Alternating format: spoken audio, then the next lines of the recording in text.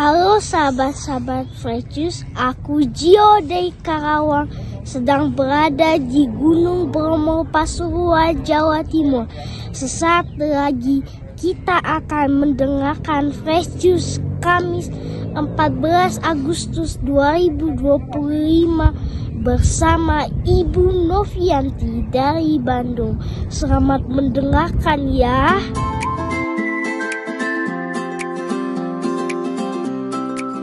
Sahabat Fresh Juice dimanapun Anda berada, saya Napasa dan Yofi. Sesaat lagi kita akan mendengarkan renungan Fresh Juice Kamis 14 Agustus 2025 bersama Novi Yanti dari Bandung.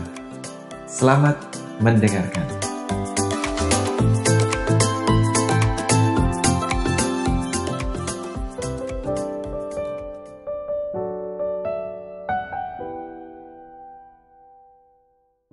Shalom Sobat Fresh Juice yang dikasihi Tuhan. Kembali bersama saya Novianti dari Bandung. Hari ini kita akan bersama-sama merenungkan bacaan dari Injil Matius bab 18 ayat 21 sampai bab 19 ayat 1. Kemudian datanglah Petrus dan berkata kepada Yesus, "Tuhan, sampai berapa kali aku harus mengampuni saudaraku jika ia berbuat dosa terhadap aku?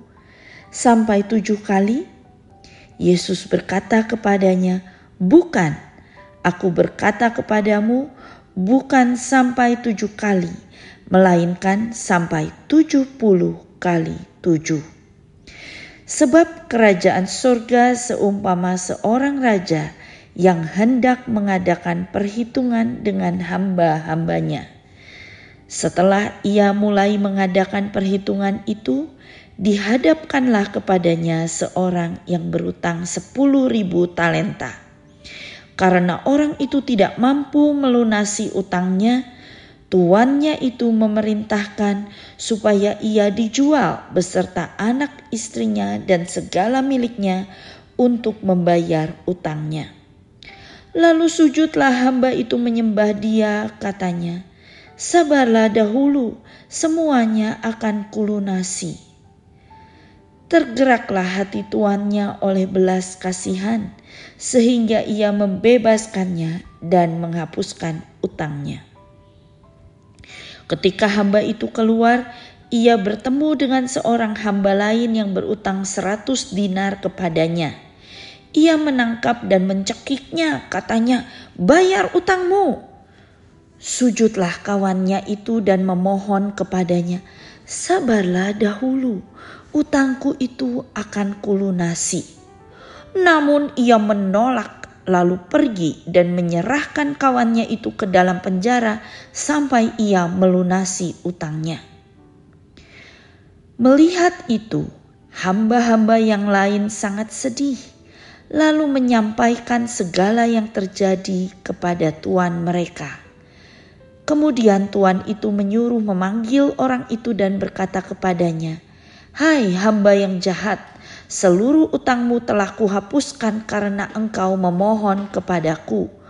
Bukankah engkau pun harus mengasihani kawanmu seperti aku telah mengasihani engkau?' Tuannya itu pun marah dan menyerahkannya kepada algojo-algojo sampai ia melunasi seluruh utangnya. Demikian juga yang akan diperbuat oleh Bapakku yang di surga terhadap kamu, apabila kamu masing-masing tidak mengampuni saudaramu dengan segenap hatimu." Setelah Yesus mengakhiri perkataan itu, berangkatlah ia dari Galilea dan tiba di daerah Yudea yang di seberang sungai Yordan. Demikianlah sabda Tuhan. Terpujilah Kristus.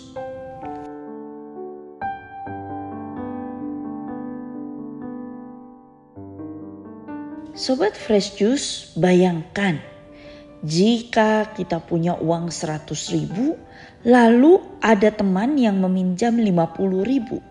pasti kita berpikir-pikir untuk meminjamkannya. Takut kalau nanti gak cukup untuk keperluan kita sendiri. Tetapi lain halnya kalau tiba-tiba kita menang undian 100 juta. Lalu ada teman datang meminjam 50.000. Pasti akan langsung kita berikan. Bahkan mungkin kita bilang, nih 100.000 saya kasih aja deh, gak usah dikembalikan, ambil aja. Saya masih punya banyak uang. Kita tidak ragu karena uang yang kita miliki jauh lebih banyak daripada 50.000 yang ingin dipinjam teman itu. Kalau mau diilustrasikan, mungkin seperti inilah pengampunan. Seperti yang digambarkan dalam perikop yang kita baca hari ini. Saya yakin semua sobat Fresh Juice termasuk saya sudah pernah mendengar perumpamaan ini. Sudah tahu bahwa kita harus mengampuni sesama kita 70 kali 7 alias tidak berhingga. Tetapi pertanyaannya, apakah kita sudah melakukannya? Mari sejenak kita periksa hati kita. Masihkah ada kebencian di situ? Masihkah ada orang-orang yang sulit untuk kita ampuni? Sobat Fresh Juice, perumpamaan Yesus hari ini menggambarkan dua situasi yang sangat bertolak belakang. Di satu sisi ada tuan yang sangat bermurah hati. Utang 10.000 talenta dihapuskan begitu saja saat si hamba memintanya. Padahal ini jumlah uang yang sangat besar. Setara dengan upah kerja 168.000 tahun. Bayangkan berapa keturunan itu. Sampai anak cucu cicit buyut pun masih belum mencapai 168.000 tahun. Ini jumlah yang sangat besar yang tidak mungkin bisa dibayar atau dilunasi. Mission impossible. Tetapi si hamba berbohong. Dia PHP, janji palsu. Dia bilang, aku akan bayar, sabarlah dulu. Aku akan melunasi hutangku. Padahal gak mungkin lah ya. Masa sih dia bisa punya uang yang setara dengan upah kerja 168.000 tahun? Pasti gak bisa.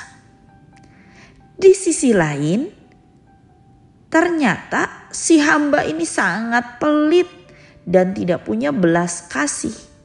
Ketika ada temannya berutang 100 dinar kepadanya, dia tuntut supaya si temannya itu melunasi utangnya. Walaupun si temannya sudah memohon-mohon, sabarlah, nanti aku akan lunasi utangku itu. Tetapi dia gak percaya. Dia tetap jebloskan temannya ke penjara, bahkan dia cekik katanya. Padahal utang 100 dinar masih mungkin dilunasi. 100 dinar itu sama dengan upah 100 hari kerja alias upah 3 bulan. Baik, anggap saja 4 bulan. Memang jumlahnya besar, tidak sedikit upah 4 bulan itu.